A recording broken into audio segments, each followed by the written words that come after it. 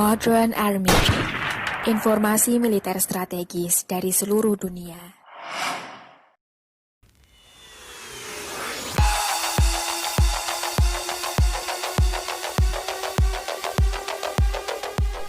Hai Sobat Army, apa kabar? Alutsista Lovers atau Sista Lovers dari Indonesia banyak mengkritik pembelian 2 unit kendaraan tempur Kozak 2M dari Ukraina. Pasalnya, pada tanggal 2-4 September 2020 yang lalu, delegasi Kementerian Pertahanan Indonesia mengunjungi Ukraina dalam rangka kunjungan kerja sebagai implementasi perjanjian kerjasama bilateral yang sudah diteken pada tahun 2016 yang lalu. Pengadaan Kozak semakin mencuat saat delegasi berfoto di samping kendaraan tempur itu bersama Kementerian Pertahanan Ukraina. Back to problem.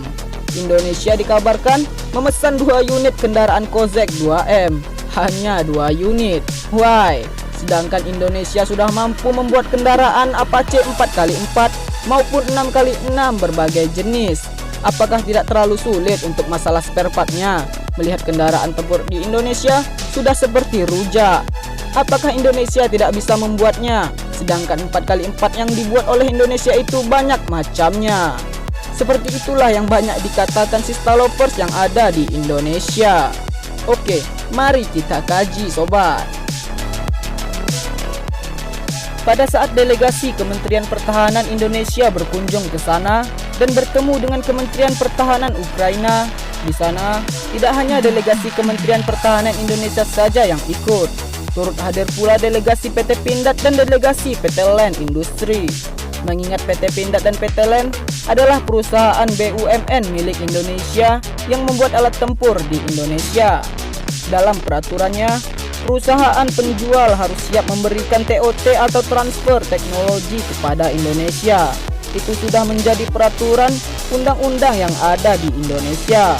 Nah, jika Ukraina mau menjual Kozak, berarti Ukraina siap memberikan TOT untuk Indonesia. Maka dari itu, Kementerian Pertahanan mengajak PT Pindad dan PT Land dalam kunjungannya itu.